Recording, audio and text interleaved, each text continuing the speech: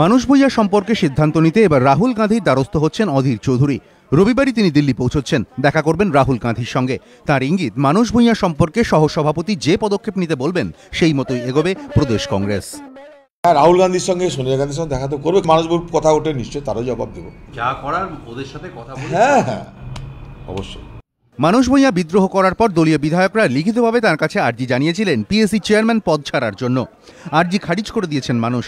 এরপর গত শুক্রবার বৈঠকে বসে প্রদেশ কংগ্রেসের বর্ধিত কমিটি। যদিও যাবতীয় জল্পনায় জল ঢেলে মানুষ প্রসঙ্গে নীরবই থেকেছেন প্রদেশ নেতৃত্ব। কেন এই অবস্থান?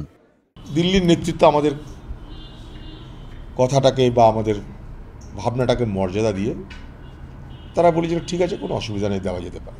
পিএসসির চেয়ারম্যানটা বামপন্থীরা যাকে মনে করবে তাকে করতে পারে, এই সিদ্ধান্ত নেওয়া হলো। রাহুল গান্ধীকে চেনেন, সোনিয়া গান্ধীকে চেনেন, দয়া করে তাদের কাছে যান, তাদের কাছে গিয়ে আপনি প্রস্তাবটা রাখুন যে আপনার থাকতে ইচ্ছা করছে। নিশ্চয়ই সোনিয়া গান্ধী, রাহুল গান্ধীরা বিবেচক, তারা নিশ্চয়ই বিবেচনা করে আপনাকে যেটা বলার বলবে। বিরোধী দলনেতা এবং প্রদেশ কংগ্রেস সভাপতিকে নিশানা করে লাগাতার আক্রমণ চালিয়ে যাচ্ছেন মানুষ ভূঁইয়া। এ প্রসঙ্গ টেনে এদিন অধীর চৌধুরী বলেন, মানুষ ভূঁইয়ার আচরণ থেকেই স্পষ্ট তার উদ্দেশ্য কি। প্রদেশ কংগ্রেস সভাপতির কটাক্ষ, খুনের অভিযোগে তার বিরুদ্ধে গ্রেফতারি পরোয়ানা জারি করল এই সরকার, অথচ তৃণমূলকে নিয়ে একটি শব্দ উচ্চারণ করছেন না মানুষ ভূঁইয়া। দীপক ঘোষ, এবিপি আনন্দ, কলকাতা।